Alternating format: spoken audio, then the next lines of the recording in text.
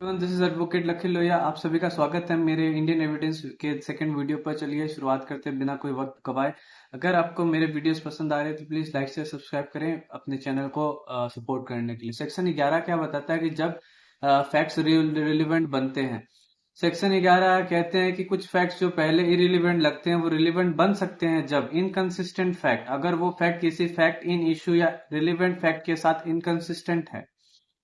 Probability, अगर वो fact खुद में या दूसरे फैक्ट के साथ मिलकर किसी फैक्ट इन इश्यू या रिलीवेंट फैक्ट के होने या ना होने का को बहुत ज्यादा प्रोबेबल या इम्प्रोबेबल बनाता है।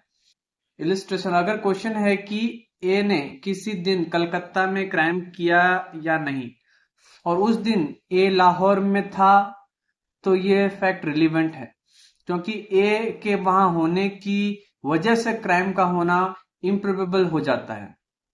अगर ए अगर क्राइम ए बी सी या डी ने किया है और हर फैक्ट को दिखाता है कि बी सी या डी ने क्राइम नहीं किया, वो रिलीवेंट है। डैमेजेस के सूट में, डैमेजेस का अगर कोई सूट होता है तो सेक्शन 12 कहता है कि अगर डैमेजेस क्लेम किया जा रहा है तो कोई भी फैक्ट जो कोर्ट को डैमेजेस के अमाउंट डिटरमाइन करने में मदद करे वो रिलेवेंट है। कोई भी फैक्ट जो कोर्ट को डैमेजेस का अमाउंट डिटरमाइन करने में मदद करे तो वो रिलेवेंट है। सेक्शन 13 बताता है राइट्स या कस्टम के क्वेश्चन में।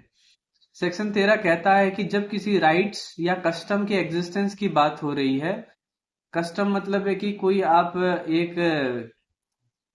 कोई भी कस्टमरी राइट्स होते हैं ना, कि प्रथा चलती आ रही है बहुत लंबे समय से। तो सेक्शन 13 कहते हैं कि जब किसी राइट या कस्टम के एग्जिस्टेंस की बात हो रही है तब ये फैक्ट रिलेवेंट है कि जो ट्रांजेक्शन राइट या कस्टम को क्रिएट, मॉडिफाई, रिकॉग्नाइज, एसर्ट या डिनाई करते हैं, तो वो ट्रांजेक्शन राइट या कस्टम को क्रिएट, रिकॉग्नाइज, एसर्ट या डिनाई करते हैं, तो वो फैक्ट रिलेवेंट है। पर्टिकुलर इंस्टेंसेस जब राइट या कस्टम एक्सरसाइज हुई या डिस्प्यूट हुई। इलस्ट्रेशन समझते हैं। अगर क्वेश्चन ए है कि ए को फिशरी का राइट है तो डीड जो फिशरी कन्फेयर करता है, मॉर्टगेज, ग्रांट या और इंस्टेंस से जहां फिशरी एक्सरसाइज हुई, वो सब रिलेवेंट है।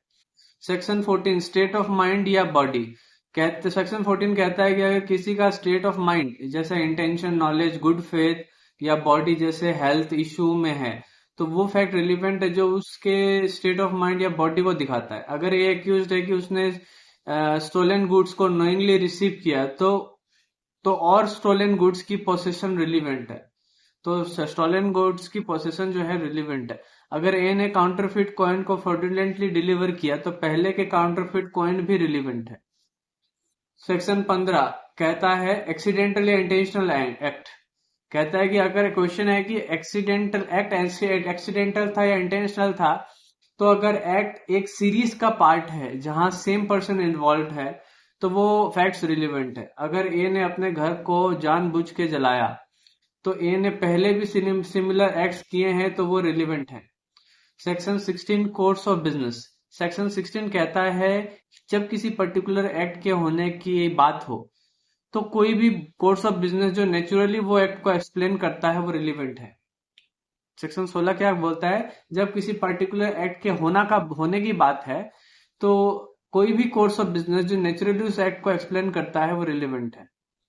अगर क्वेश्चन है कि एक लेटर डिस्पैच हुआ या नहीं, तो वो फैक्ट रिलेवेंट है जो दिखाता है कि वो लेटर डिस्पैच होने के कोर्स में था। एडमिशन सेक्शन 17 से 23। सेक्शन 17 एडमिशन डेफिनेशन बताता है, ये एक स्टेटमेंट होता है जो फैक्ट इन इश्यू या रिलेवेंट फैक्ट सजेस्ट करता है। एडमिशन बाय पार्टी, जो स्टेटमेंट पार्टी या उसके एजेंट ने किया है वो एडमिशन है। Admission by person whose position must be prove, जो स्टेटमेंट पोजीशन या लायबिलिटी प्रूव करता है वो एडमिशन है। एडमिशन बाय पर्सन रेफर्ड, जो स्टेटमेंट किसी थर्ड पर्सन ने किया है जिसको पार्टी ने रेफरेंस दिया है वो एडमिशन है। Section 20। Section 21 proof of admission. Admission जो प्रूफ किया जा सकता है अगेंस्ट पर्सन जो उनको बताया है लेकिन अपने आप को प्रूफ नहीं कर सकते एक्सेप्ट कुछ केसेस में। Oral admission section 12। डॉक्यूमेंट के कंटेंट के ओरल एडमिशन रिलेवेंट नहीं होते जब तक डॉक्यूमेंट की जेन्युइननेस क्वेश्चन में नहीं हो। Section 22A electronic record, electronic record के ओरल एडमिशन भी तब तक रिलीवेंट नहीं होते जब तक रिकॉर्ड की जेन्युइननेस क्वेश्चन में ना हो। Section 23 civil cases admission, civil cases में कोई एडमिशन रिलीवेंट नहीं होता अगर वो कंडीशन के साथ बनाया गया हो कि एविडेंस नहीं दी जाएगी।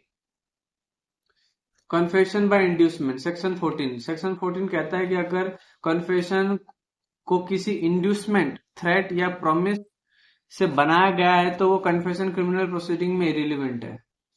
तो 11 से 24 सेक्शन ये हो गया। अब सेक्शन 25 क्या है, पुलिस ऑफिसर को दिया गया कन्फेशन।